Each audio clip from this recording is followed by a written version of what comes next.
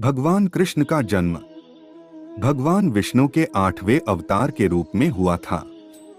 भगवान कृष्ण का जीवन न केवल युद्धों बल्कि बहुत सारी रोमांचक लीलाओं से भरा हुआ है।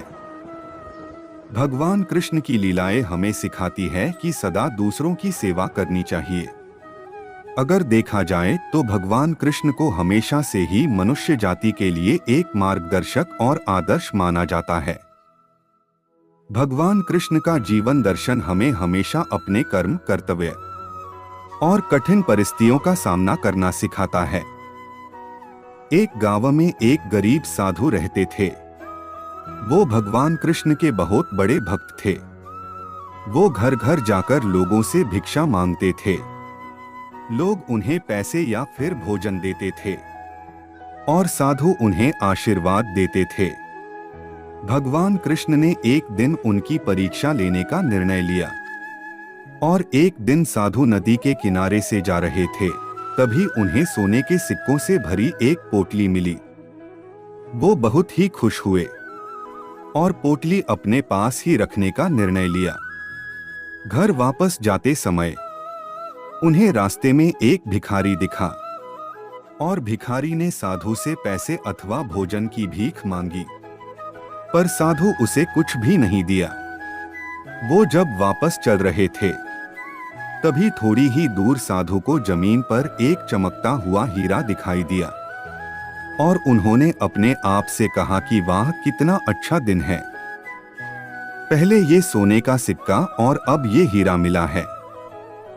साधु जैसे ही वह हीरा लेने के लिए नीचे झुके, एक चोर ने आकर उन पर छलांग लगाई और सोने के सिक्कों से भरी हुई पोटली खींचकर वहां से भाग गया।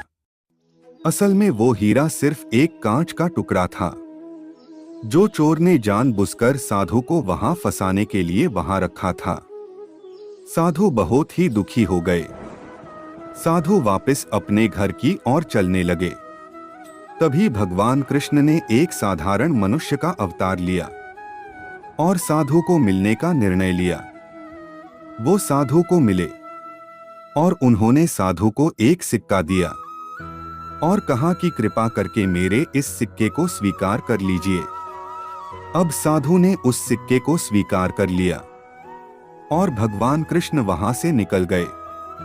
साधु को विचार आया, ये क्या है और इससे मैं क्या कर लूंगा? मुझे नहीं लगता ये सिक्का मेरे कोई काम आएगा। तब घर जाते समय साधु को रास्ते में एक मछुआरा मिला और मछुआरे के जाल में 2 मछलियां फंसी हुई थी। साधु को उन पर बहुत दया आई, इसीलिए उन्होंने मछुआरे से कहा, मैं तुम्हें यह सिक्का देता हूं और तुम मुझे यह दोनों मछलियां दे दो। मछुआरा मान गया और साधु ने तुरंत ही उन मछलियों को पानी से भरे मटके में रख दिया। उन्होंने सोचा कि दूसरे दिन वो जाकर इन दोनों मछलियों को नदी में छोड़ आएंगे। दूसरे दिन वो जब नदी में मछलियों को छोड़ने गए, तब उन्होंने जो देखा तो वह एकदम चकित हो गए और नदी में 2 हीरे थे। वह देखकर साधु बहुत ही खुश हुए, पर समझ नहीं आया कि ये सब क्या हो रहा है। उन्होंने भगवान कृष्ण से प्रार्थना की और भगवान कृष्ण साक्षात साधु के सामने आए। तब साधु ने कृष्ण भगवान से कहा कि ये सब क्या हो रहा है।